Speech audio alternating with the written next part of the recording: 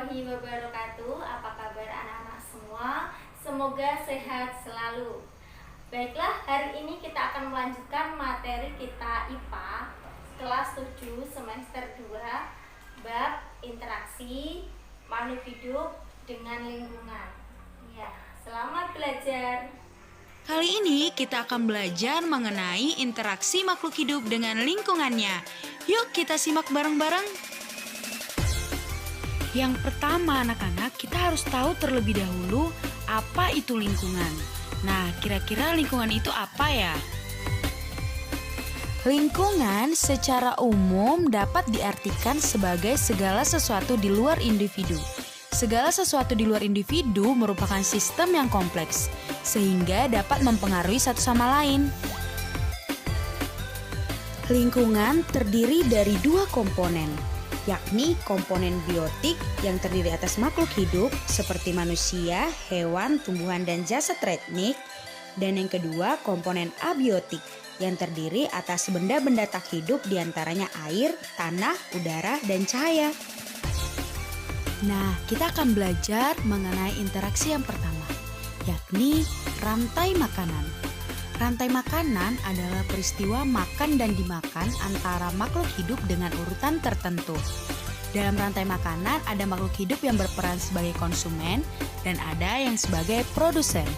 Konsumen yaitu makhluk hidup yang tidak dapat membuat makanan sendiri. Konsumen tergantung pada makhluk hidup lainnya. Contoh konsumen adalah manusia dan hewan.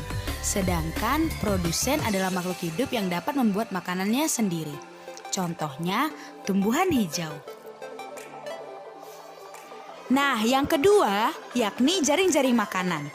Jaring-jaring makanan merupakan sekumpulan rantai makanan yang saling berhubungan satu sama lain sedemikian rupa sehingga membentuk seperti jaring-jaring. Jaring-jaring makanan terjadi karena setiap makhluk hidup tidak hanya memakan satu jenis makhluk hidup lainnya. Berikut adalah contoh jaring-jaring. Selanjutnya yang ketiga adalah piramida makanan. Piramida makanan adalah suatu piramida yang menggambarkan perbandingan komposisi jumlah biomasa dan energi dari produsen sampai konsumen puncak dalam suatu ekosistem. Komposisi biomasa terbesar terdapat pada produsen yang menempati dasar piramida. Demikian pula jumlah energi terbesar terdapat pada dasar piramida. Komposisi biomasa dan energi ini semakin ke atas semakin kecil karena selama proses perpindahan energi terjadi penyusutan jumlah energi pada setiap tingkat trofik. Berikut adalah contoh dari piramida makanan. Nah anak-anak, kita sudah belajar rantai makanan, jaring-jaring makanan, dan piramida makanan. Selain itu masih ada beberapa pola interaksi lainnya. Kita akan belajar mengenai persaingan atau kompetisi, pemangsaan atau predasi, serta simbiosis atau kerjasama. Nah, tetap disimak ya anak-anak. Yuk kita bahas. Yang keempat, persaingan atau kompetisi. Persaingan atau kompetisi terjadi di antara beberapa organisme yang membutuhkan bahan makanan yang sama. Kebutuhan untuk memperoleh sumber makanan sebanyak-banyaknya menyebabkan terjadinya persaingan. Kompetisi merupakan satu pola interaksi yang menyebabkan kerugian bagi salah satu pihak yang kalah bersaing. Contoh kompetisi adalah persaingan antar produsen untuk memperoleh air, sinar matahari, dan unsur hara. Konsumer primer, konsumen yang mengonsumsi produsen secara langsung, juga mengalami persaingan, yaitu dalam mendapatkan tumbuhan, mendapatkan wilayah, atau mendapatkan pasangan. Yang kelima adalah predasi. Selain melakukan persaingan, beberapa organisme mendapatkan makanan dengan memangsa organisme lain. Contohnya adalah singa yang memakan zebra atau rusa. Pola interaksi semacam ini disebut predasi. Organisme yang memakan organisme lain disebut predator atau pemangsa, contohnya singa, sedangkan organisme yang dimakan disebut prey atau mangsa, contohnya adalah zebra. Yang keenam adalah simbiosis. Beberapa makhluk hidup dapat hidup berdampingan tanpa melakukan kompetisi atau predasi. Pola interaksi seperti ini disebut simbiosis. dan organisme yang melakukannya disebut simbion. Simbiosis adalah interaksi antara dua makhluk hidup yang berbeda jenis dalam suatu lingkungan. Simbiosis antara dua jenis makhluk hidup dibedakan menjadi 3. Kita bahas satu persatu ya.